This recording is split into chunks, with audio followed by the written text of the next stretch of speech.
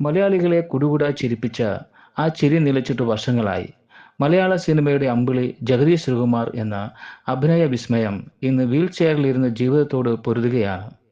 2012 ഉണ്ടായ അധാരണമായ വാഹനാപകടം ജഗതിയുടെ ജീവിതം മാത്രമല്ല, മലയാള സിനിമയുടെ ഗതി തന്നെ മാറ്റിമറിച്ചു.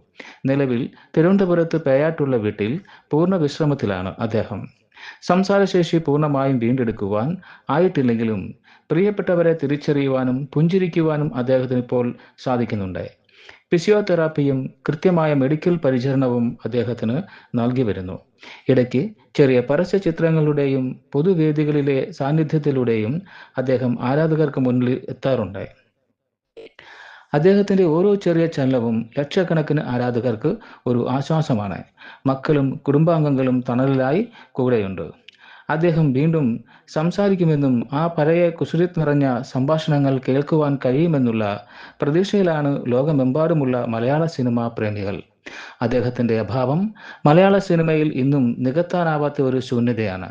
ജഗതി ശ്രീകുമാർ എന്ന ആ വലിയ കലാകാരൻ പൂർണ്ണ ആരോഗ്യവാനായി തിരിച്ചു വരട്ടെ എന്ന് നമുക്ക് പ്രത്യാശിക്കാം. ആ ചിരി വീണ്ടും വെള്ളിത്തിരയിൽ പടരുന്നത് കാണാൻ കാത്തിരിക്കാം. ഈ വിഷയത്തെക്കുറിച്ച് നിങ്ങളുടെ അഭിപ്രായങ്ങൾ താഴെ കമന്റ് ചെയ്യുക. കൂടുതൽ വാർത്തകൾക്കായി ചാനൽ സബ്സ്ക്രൈബ് ചെയ്യുക. സാരംഗി ന്യൂസ്.